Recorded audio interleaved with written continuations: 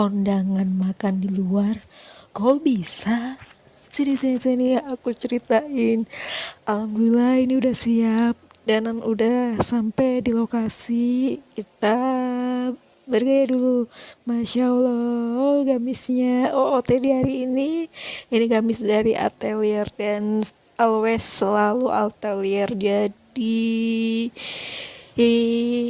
gamis yang favorit di aku setiap harinya.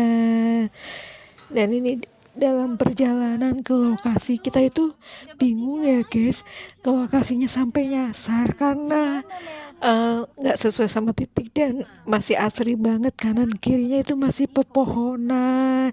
Nah tuh dia nih pak ketuanya, pak ketua yang Nah, udah sampai, alhamdulillah ini udah sampai ke lokasinya. Dan ketika kita udah sampai itu udah akad nikah ya guys. Jadi kita cari tempat duduk buat duduk.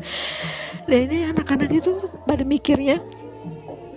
mikirnya bisa sarapan dan makan di kondangan ya. Pasti kan teman-teman kalau misalnya kondangan pasti mikirnya ke situ kan, tapi memang dari awal niat kita mungkin udah salah gitu ya, bukannya datang niat dengan walimah gitu kan, kayak silaturahmi, tapi malah mau cari makan gitu kan. Nah, jangan ditiru ya guys. Nah ini kita foto-foto dulu gitu, dan ternyata kondangannya itu bukan prasmanan, jadi piring terbang.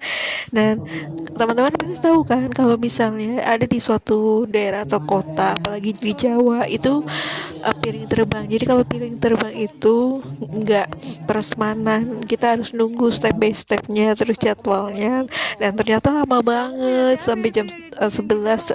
Kita udah kerasa lapar, akhirnya kita izin pamit pulang sama pengantennya. Terus ya jadilah kita makan di luar guys. Dan pas makan di luar ini kita udah sampai ke tempat makannya.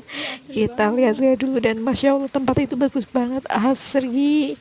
Dan ini cocok sih buat anak tongkrongan kalau misalnya yang ada di Jogja mau ada acara keluarga atau acara apapun, karena tempatnya luas. Dan ini tuh sangat luas tuh ya, bisa buat meeting juga bisa kalau ada apapun itu. Dan secara makanannya kemarin aku cobain enak untuk daftarnya nih, terus sama harganya masih bisa lah terjangkau sama kantong ya, apalagi di sini